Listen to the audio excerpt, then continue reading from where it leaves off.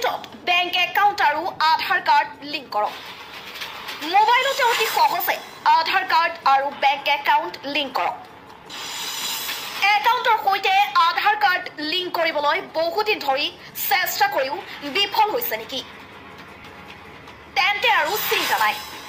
এতিয়া মাত্ৰ 2 মিনিটত লিংক কৰক আধাৰ আৰু বেংক একাউণ্ট ঘৰতে বহি কেনেকৈ আপোনাৰ মোবাইলত বেংক একাউণ্ট আৰু আধাৰ কাৰ্ড লিংক কৰিব জানক সবিশেষ জনাইছো ভিডিঅ'টো সম্পূৰ্ণ চাওক আৰু এটা শ্বেয়াৰ কৰি দিয়ক হয়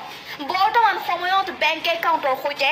আধাৰ কাৰ্ড লিংক কৰাটো অতি প্ৰয়োজনীয় হৈ পৰিছে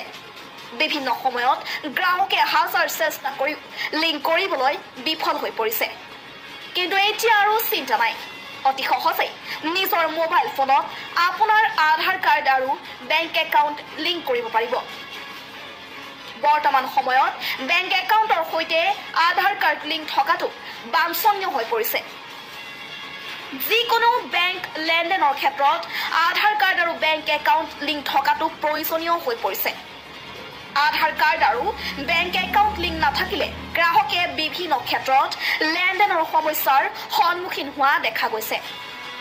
বেংক একাউণ্টৰ সৈতে আধাৰ কাৰ্ড লিংক নাথাকিলে বিভিন্ন আঁচনিৰ পৰাও বঞ্চিত হোৱা দেখা যায়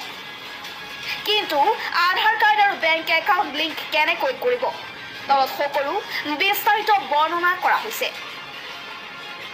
প্ৰথমতে আপুনি গুগলত আহিব গুগলত সাৰ্চ কৰিব MPCI বুলি তাৰ পিছত নতুন পেজ এটা খোল খাব তাত লিখা থাকিব কনজিউমাৰ বুলি তাতে এটা ক্লিক কৰিব ইয়াৰ পিছত নতুন পেজ এটা খোল খাব তাত লিখা থাকিব ভাৰত আধাৰ সেটিং এনেবল তাত এটা ক্লিক কৰক এতিয়া চাওক আপোনাৰ আধাৰ নম্বৰ বহাবলৈ দিছে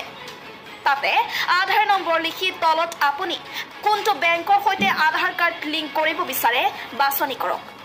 তাৰ পিছত পুনৰাই আধাৰ নম্বৰ লিখক